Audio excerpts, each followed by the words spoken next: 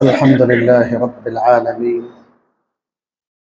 वस्सलातु वस्सलामु अला सय्यिदिल मुरसलीन व अला आलिहि व सहबिहि अजमाईन।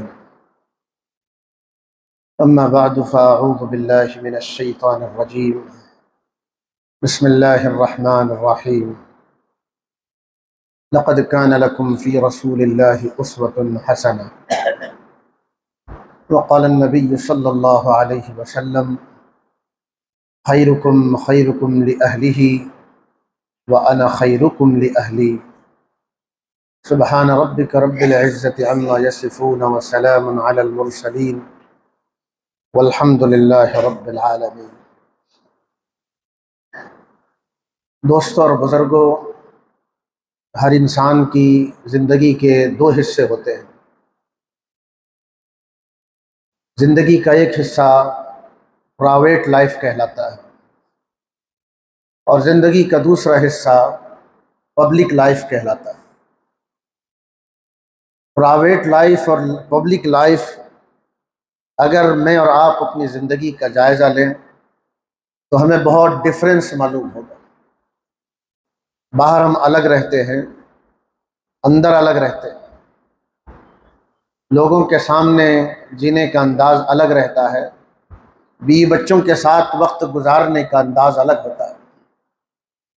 बाहर की दुनिया में तो हम बहुत नेक बने फिरते हैं, अच्छा लिबास रहता है, बुजुर्गाना शान रहती है, नेकी करते रहते हैं। सवाल ये है कि जो हमारी पब्लिक लाइफ है, क्या वही प्राइवेट लाइफ में वो चीज़ें मौजूद हैं या नहीं? इंसान अगर इस दुनिया में सही बनकर ज़िंदगी गुजारना चाहता है तो उसकी प्राइवेट और पब्लिक लाइफ में कोई फ़र्क नहीं रहना चाहिए। वो दोस्तों के साथ तो मोहब्बत से रहता है और बीवी बच्चों के साथ अच्छा नहीं रहता, मतलब ये है कि अभी उसकी इस्लाह नहीं हुई। वो सिर्फ अपनी बुजुर्गी लोगों के सामने दिखाता है, वो अपनी शान को लोगों के सामने जाहिर करता है, अभी उसकी इस्लाह नहीं हुई। इसीलिए नबी और गैर नबी का फ़र्क अगर आप समझना चाहते हैं तो इसी तरीके से समझ सकते हैं। मेरी और आपकी ज़िंदगी में फ़र्क होता है, पब्लिक लाइफ में और प्राइवेट लाइफ में, मगर नबी की ज़िंदगी में कोई फ़र्क नहीं होता। नबी जैसे आम इंसानों के पास रहते हैं वैसे ही बीवी बच्चों के पास रहते हैं। जैसे नबी लोगों के सामने अल्लाह की बातें बताते हैं, लोगों को नेकी की तरगीब देते हैं, वैसे ही जैसे बताते हैं वैसे ही उनकी निजी ज़िंदगी में, घरेलू ज़िंदगी में कोई फ़र्क नहीं होता। मुझे और आपको ये चीज़ें अपनी ज़िंदगी में पैदा करना होगा कि मेरे और मेरी निजी ज़िंदगी में और मेरी प्राइवेट लाइफ में कोई फ़र्क नहीं आए। इसका मतलब ये है कि मैं अल्लाह से डरने वाला हूँ। आम लोगों में तो अल्लाह से डर रहा हूँ, लेकिन बीवी बच्चों के साथ जीते हुए अल्लाह से डर रहा हूँ या नहीं?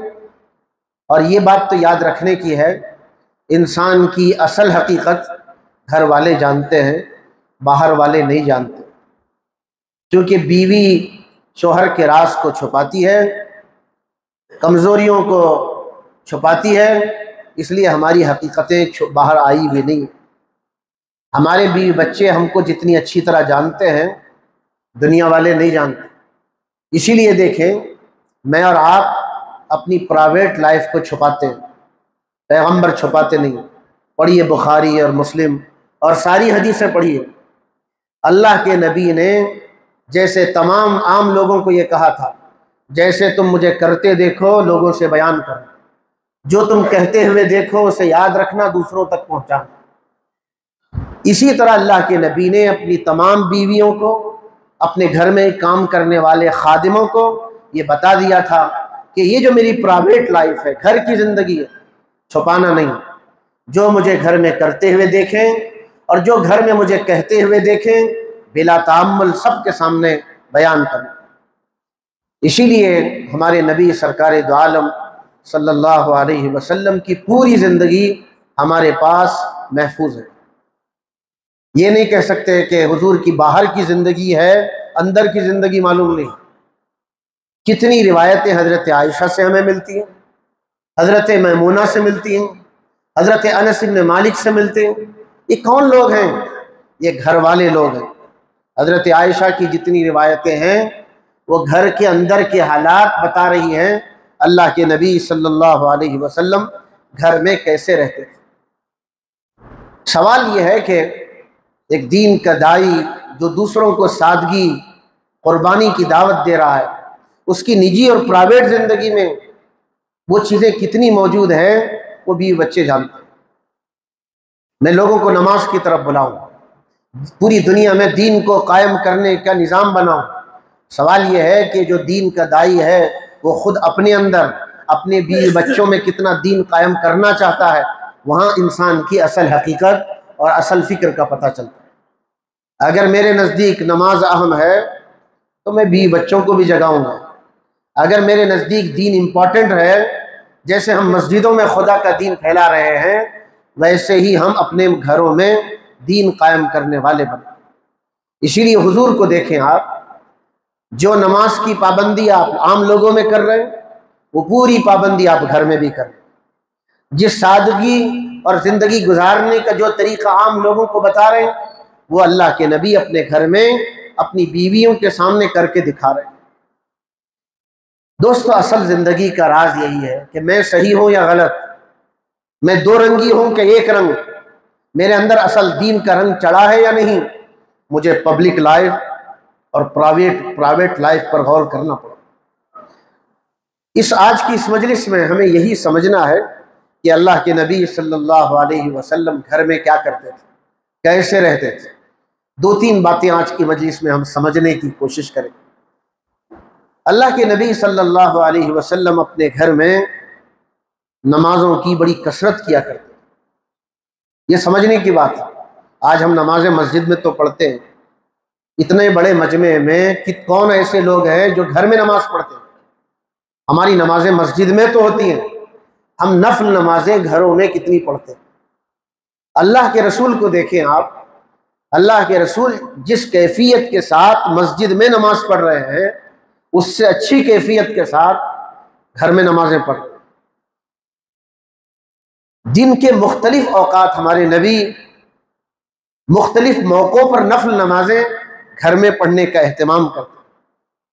फ़र्ज नमाजें हमारे नबी मस्जिद में पढ़ते थे और जितनी नफल नमाजें होती थी वो घर में पढ़ते। अब ज़रा सोचिए कि क्या ये अमल मैं करता हूँ। फजर की नमाज की सुन्नत अल्लाह के नबी घर से पढ़ते थे, ज़ोहर की नमाज की सुन्नत अल्लाह के नबी घर में पढ़ते थे, मगरिब की बात की सुन्नत अल्लाह के रसूल घर में पढ़ते थे, जुमा की नमाज खुद रसूलुल्लाह मस्जिद नबवी में पढ़ाते थे, फ़ौरन घर चले जाते, जुमा की बात की सुन्नतें घर में पढ़ते थे। ये घर में क्यों पढ़ा जा रहा है? ये प्राइवेट लाइफ है, एक पब्लिक लाइफ है। पब्लिक लाइफ में तो आदमी बहुत सुनहरा नजर आता है। प्राइवेट लाइफ एक ऐसी लाइफ होती है कि इंसान की हकीकत का पता चलता है। ये बुखारी की रिवायत है, हदीस नंबर 937 है, जिसमें ये सारी बातें बताई। काना युसल्ली क़ब्ल अज़्ज़ुहरि रकअतैनि व बअदहा रकअतैन, ज़ोहर से पहले दो, ज़ोहर के बाद दो रकअतें हुजूर पढ़ते, व बअदल मग़रिबि रकअतैनि फ़ी बैतिही, मगरिब के बाद दो रकअतें पढ़ते और ये घर में पढ़ते, व बअदल इशाइ रकअतैनि, इशा के बाद भी दो रकअतें पढ़ते। ये सुन्नतों नवाफिल के बारे में बताया। इसी बुखारी की रिवायत में आगे है, वकाना ला युसल्ली बअदल जुमुअति हत्ता यंसरिफ फयुसल्ली रकअतैनि, जब जुमा की नमाज अल्लाह के नबी मस्जिद में पढ़ते थे फ़ौरन घर लौट जाते थे और जुमा की बात की नमाजें घर में पढ़ा करते। ये प्राइवेट लाइफ का खूबसूरत बनाना बहुत ज़रूरी है। हमारे घर इस वक्त कब्रिस्तान बने हुए, मस्जिदों में तो इबादतें की जा रही है, घर इबादत के माहौल से खाली है। उस इबादत के माहौल को कायम करने के लिए हुजूर ने अपनी ज़िंदगी पेश की। इसीलिए हुजूर खुद भी घर में नवाफिल पढ़ते थे और दूसरों को भी नवाफिल और सुन्नतें पढ़ने की तालीम देते। ये इब्न माजा की रिवायत नंबर 1376 है। इज़ा क़ज़ा अहदुकुम सलातहु फ़लयजअल लिबैतिही मिन्हा नसीबन, जब तुम में से कोई आदमी अपनी नमाज मस्जिद में पढ़ ले फिर अपनी नमाज का कुछ हिस्सा बाकी रखे और घर में पढ़े। गोया कि हुजूर ने जो किया उसकी तालीम दी है। भाई अपनी फ़र्ज नमाजें जब मस्जिद में पढ़ना, कुछ नमाजें घर में जाके भी पढ़ना। फ़इन्नल्लाह जाइलुन फ़ी बैतिही मिन सलातिही खैरा। घर में नमाज पढ़ने का फ़ायदा क्या? हुजूर ने फरमाया घर में नमाज पढ़ने से खैर व बरकत आती है। कितनी दुआएं तावीज़ें ले लो, असर नहीं करेंगी। अगर हमें अपने घर में खैर व बरकत लाना है तो जितनी नफल नमाजें हैं घर में पढ़ने की तालीम है। इब्ने माजा की एक और रिवायत है, रिवायत नंबर 137678 है। अब्दुल्लाह इब्ने साद ने यह सवाल किया था, अय्युमा अफ़ज़लुस सलाति फ़ी बैती अविस सलातु फ़िल मस्जिदी। नमाज मस्जिद में पढ़ना अफजल है या नमाज घर में पढ़ना अफजल है? ये सवाल अब्दुल्लाह इब्ने साद ने हुजूर से किया था। हुजूर ने जवाब दिया, अला तरा इला बैती मा अक़रबहु मिनल मस्जिद। तुम देखते नहीं मेरा घर मस्जिद से कितना करीब है। आप लोगों ने मस्जिद नबवी देखी होगी, जहाँ सलाम आप पढ़ते हैं वही रसूलुल्लाह का घर था। यानी रियाजुल जन्ना के बिल्कुल बगल में जहाँ रसूलुल्लाह आराम कर रहे हैं वही हजरत आयशा का हुजरा है, वही अल्लाह के रसूल का घर था। हुजूर ने ये जुमला कहा, तुम नहीं देखते मेरा घर मस्जिद से कितना करीब है। फली अन उसल्ली फी बैती अहब्बु इलैया मिन अन उसल्ली फिल मस्जिदी इल्ला अन तकून सलातन मक्तूबतन। फर्ज नमाजों के अलावा जितनी नमाजें हैं, क्या तुम नहीं देखते मैं घर में नमाज पढ़ता हूँ? हुजूर ये कह रहे हैं कि देखो मैं फ़र्ज नमाजें मस्जिद में पढ़ता हूँ, उसके अलावा जितनी नमाजें हैं मैं घर में पढ़ता हूँ। क्या माना? मेरा घर मस्जिद से इतने करीब होते हुए भी मैं मस्जिद में नवाफिल नहीं पढ़ता, मैं अपने घर में पढ़ता हूँ। अल्लाह के रसूल का ये अमल आज हमने छोड़ दिया है। अल्लाह के नबी नफल नमाजें सुन्नतों का एहतमाम घर में करते थे। इसीलिए हुजूर ये नसीहत करते थे कि घरों को कब्रस्तान मत बनाओ। ये बहुत अहम नसीहत है, घरों को कब्रस्तान मत बनाओ। ये हदीस बुखारी की है, हदीस नंबर 1187 है। ये हदीस नंबर इसलिए बताने की ज़रूरत पेश आ रही है, ये जितनी रिवायतें हैं सही हदीस की रिवायतें हैं, इनमें कोई ज़ईफ़ रिवायत नहीं है, ये बताना मकसूद। कुरान मजीद के बाद जिन हदीसों का मकाम है वो सही हदीसों का मकाम है। यानी कुरान मजीद के करीब करीब दर्जे तक वो पहुंचने वाली रिवायतें, ये रिवायतें बिल्कुल ऑथेंटिक हैं, जिसमें बताया ये जा रहा है अल्लाह के रसूल का ये अमल है। हुजूर ने फरमाया, इजअलू फी बुयूतिकुम मिन सलातिकुम, कुछ नमाजें घरों में पढ़ा करो, वला तत्तखिदूहा कुबूरन, अपने घरों को कब्रस्तान मत बनाओ। इसीलिए देखें अल्लाह के रसूल दिन भर में कई नमाजें घर में पढ़ते। This is private life. मेरी और आपकी प्राइवेट लाइफ क्या है? घर जाके मैं और आप क्या करते हैं? जरा बैठ के सोचें। हम घर में नमाजें पढ़ते हैं, अल्लाह के जिक्र का माहौल है, तालीम तरबियत का माहौल है, कुछ तरबियत। वहां जाकर घंटों मोबाइल लेके बैठेंगे, बीवी बेटी बेटे बाप सब घर में, कोई इबादत का कोई माहौल नहीं, कोई सीखने सिखाने का कोई माहौल नहीं। हुजूर दिन भर नमाजें, नफल नमाजें घर में पढ़ते थे। रात में अल्लाह के रसूल का क्या हाल था वो बुखारी की रिवायतें पढ़िए। अज़वाज मुतहरात रसूलुल्लाह का दिन देखती थी और रात देखती। हजरत आयशा, हजरत मैमूना, ये कौन है? ये हुजूर की बीवियां हैं जो हुजूर की रात का हालात जानते थे। रात का अक्सर हिस्सा रसूलुल्लाह का नमाज में गुजर जाता था, और ये रात का अक्सर हिस्से की नमाजें अल्लाह के रसूल घर में पढ़ते थे, मस्जिद में नहीं पढ़ते थे।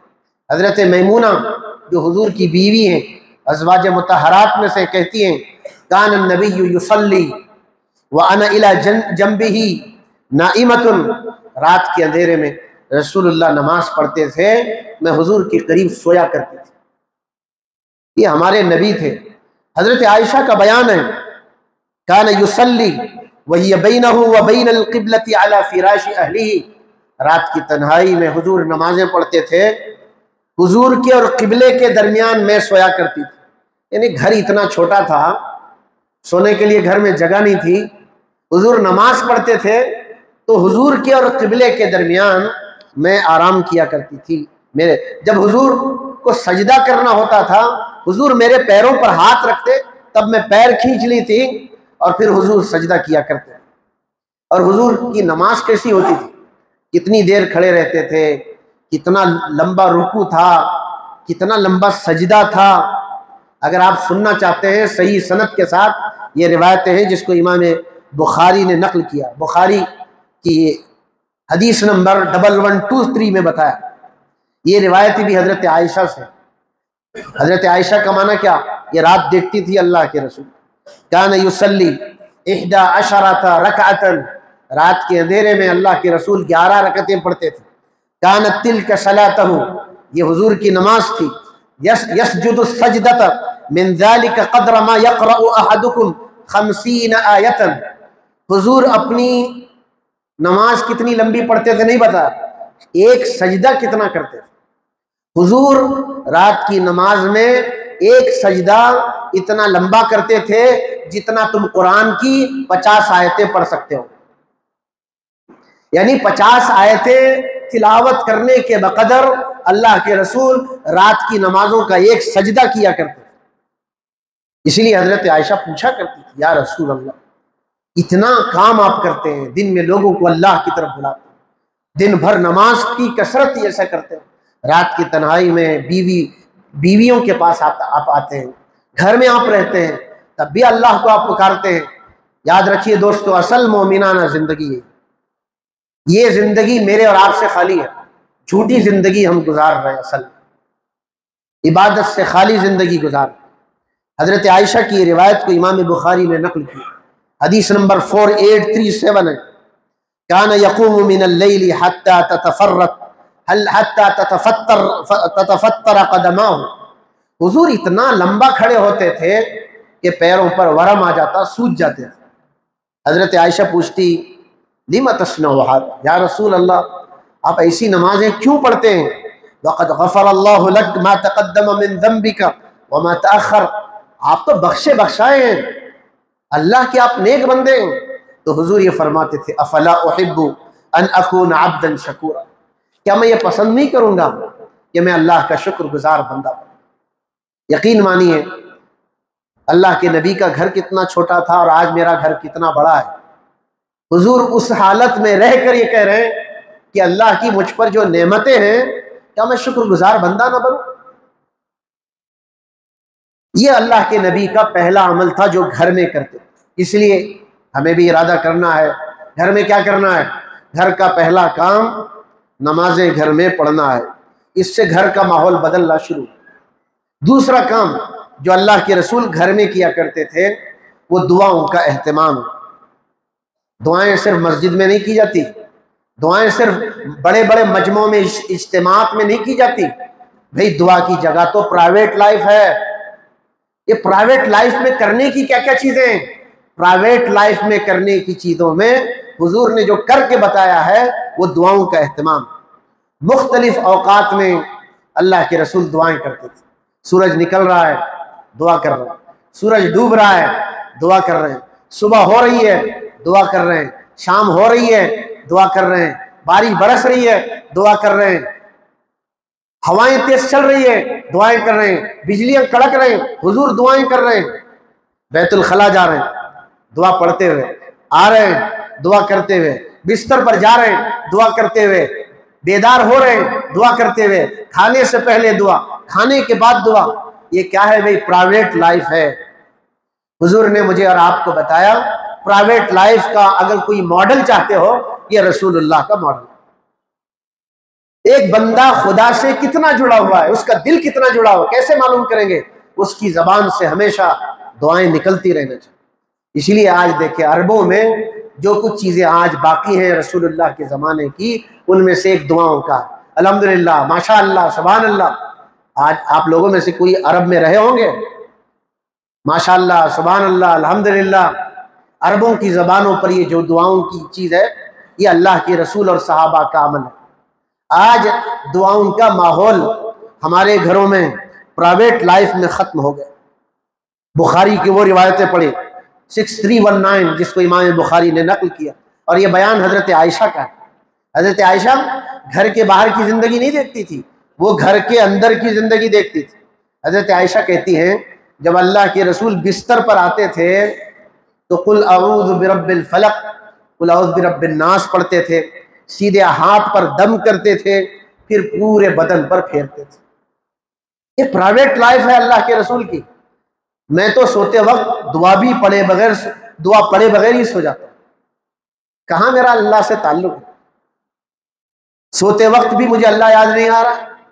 मैं घर में जागता हूँ, जागते हुए भी मुझे अल्लाह याद नहीं आ रहा। मैं घर में खाना खाता हूँ, खाना खाते हुए भी गफलत में खाता हूँ। भी मेरी प्राइवेट लाइफ आशिक रसूल की गुजर गई। जन्नत मेरे लिए ही बनाई गई, ये मेरे दावे हैं। और अल्लाह के रसूल का हाल यह था। हुजूर की खिदमत करने वाले एक सहाबी थे जिनका नाम हजरत अनस है। हजरत अनस की भी रिवायतें पढ़ी, इमाम बुखारी की वो रिवायत 6322। हजरत अनस कहते हैं अल्लाह के रसूल की प्राइवेट लाइफ में ये बात थी। बैतुल खला जाते हुए मैं देखता था हुजूर ये दुआ पढ़ते थे, अल्लाहुम्मा इन्नी अऊज़ु बिका मिनल खुबुथि वल खबाइस। अल्लाह मैं तेरी हिफाजत चाहता हूँ, अल्लाह मैं तेरी हिफाजत चाहता हूँ। जिसके दिल में अल्लाह होता है वो अल्लाह को पुकारता है, जिसके दिल में अल्लाह नहीं होता उसे कभी अल्लाह याद नहीं आता। हजरत अनस कहते हैं मैं बकसरत अल्लाह के रसूल को यह दुआ पढ़ते हुए देखता था। इमाम बुखारी ने की ये रिवायत है 6363, ये रिवायत है। कहते हैं हुजूर को मैं ये दुआ बहुत कसरत से करते हुए थे, अल्लाहुम्मा इन्नी अऊज़ु बिका मिनल हम्मी वल हुज़्न वल अज्ज़ि वल कसल वल बुख़्लि वल जुब्न व ज़लഇद दैन व गलबति रिजाल। क्या दुआ है! इस दुआ में अल्फाज ये, ऐ अल्लाह मैं हर रंज व गम से तेरी पनाह चाहता हूँ। इस वक्त मैं और आप अपनी प्राइवेट लाइफ में, बिजनेस लाइफ में जिन मुश्किलात से गुजर रहे हैं, अल्लाह को नहीं पुकार रहे, पुकारिए अल्लाह को। आप जितना बड़ा बिजनेस कर रहे हैं, आप जितना बड़ा काम कर रहे हैं, बल्कि मैं कहूँ आपसे, आप दीन का बहुत बड़ा काम कर रहे हैं तो आपके सबसे ज्यादा दुश्मन है। भाई काम करने वालों के दुश्मन होते हैं लोग। आप कमाने लग जाएं तो आपके दुश्मन पैदा हो, आप दीन का काम करने लग जाएं तो लोग आपसे दुश्मनी करने लग जाएं। कुछ मोहब्बत भी करेंगे, कुछ इसीलिए पैगंबरों से जैसे मोहब्बत करने वाले थे उसी दर्जे के नफरत करने वाले लोग। हुजूर की ये दुआएं पढ़ के ऐसा लगता है हुजूर हर वक्त अल्लाह को पुकार रहे। ये प्राइवेट लाइफ थी हुजूर की। ऐ अल्लाह मैं हर रंज गम में तेरी हिफाजत चाहता हूँ। वल आज्ज़ वल कसर, बेबसी से, बेकारगी से अल्लाह तेरी पनाह चाहता हूँ। वल बुख़्लि वल जुब्नी, कंजूसी से, बुज़दिली से तेरी पनाह चाहता हूँ। वज़ल इद्दैनी, ये कर्ज के बोझ से, व गलबतिर रिजाली, ये लोगों के जुल्म से, लोगों के जुल्म से अल्लाह के रसूल पनाह मांगते थे। और ये अल्लाह के रसूल की प्राइवेट लाइफ थी। इसीलिए आप देखें जितनी दुआएं हैं उनमें अक्सर दुआएं जो हमें मिलती हैं वो हजरत आयशा से मिलती हैं, हजरत अनस से मिलती हैं। क्या वजह? मुहद्दिसीन ने लिखा है जितनी दुआएं हैं या तो हजरत आयशा से मिल रही हैं या तो हजरत अनस इब्न मालिक से मिल रही हैं। हजरत आयशा बीवी थी, हजरत अनस रसूलुल्लाह के खादिम थे। हजरत आयशा प्राइवेट लाइफ को जानती थी, हजरत अनस भी हुजूर की प्राइवेट लाइफ को जानती थी। तीसरा अमल अल्लाह के रसूल की प्राइवेट लाइफ का यह है, अल्लाह के रसूल अपने घर में जाकर घर के काम में लगे रहे। जूते सीने का काम खुद अल्लाह के रसूल घर में जाने के बाद किया। कपड़े सीने का काम खुद अल्लाह के नबी अपना घर का काम, हत्ता के रसूलुल्लाह झाड़ू देते थे, जानवरों को चारा देते थे, बीवियां घर में काम करती रहती थी, उनकी मदद करते थे। भाई ये रसूलुल्लाह की प्राइवेट लाइफ। अब सवाल ये है, बैठ के 1-2 सेकंड के लिए सोचिए मेरी प्राइवेट लाइफ कैसी है। रसूलुल्लाह की तो ये प्राइवेट लाइफ है, मेरी प्राइवेट लाइफ कैसी? अगर मैं दोस्तों में तो माशाल्लाह बड़ा सखी हूँ, दिलदार हूँ, मोहब्बत से रहता हूँ, बीवी बच्चों के साथ कैसे रहता हूँ, मस्जिद में, इज्तिमात में, दीन की मेहनतों में बड़ा इबादत करता हूँ, प्राइवेट लाइफ में, घर में मेरे इबादत का हाल क्या है? तो मुझे और आपको ये समझना है कि अगर मुझे अल्लाह का सही बंदा बनना है और नेक बंदा बनना है तो प्राइवेट लाइफ और पब्लिक लाइफ में कोई फर्क नहीं होना चाहिए। मैं तन्हाई में जैसा हूँ मैं मजमे में वैसा हूँ, मैं आम इंसानों में जैसा हूँ वैसे ही मेरे अल्लाह के सामने घर की ज़िंदगी हो। अगर ये ज़िंदगी मुझे और आपको नसीब हो जाए, हकीकत में दुनिया में जीते जी जन्नत का मज़ा महसूस होने लगे और हकीकत में हम आखिरत की फ़िक्र के साथ जीने वाले बनेंगे, वरना दुनिया वालों के सामने तो बड़े नेक रहेंगे। असल हकीकत बीवी बच्चों के सामने रखें।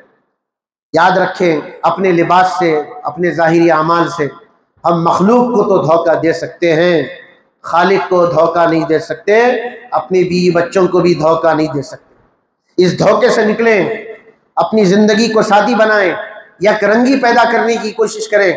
जैसे मैं ज़ाहिर में हूँ वैसे मैं बातिन में हूँ, जैसे मैं घर के बाहर हूँ वैसे ही मेरे घर की ज़िंदगी। अल्लाह ताला अमल की तौफीक अता फरमाए।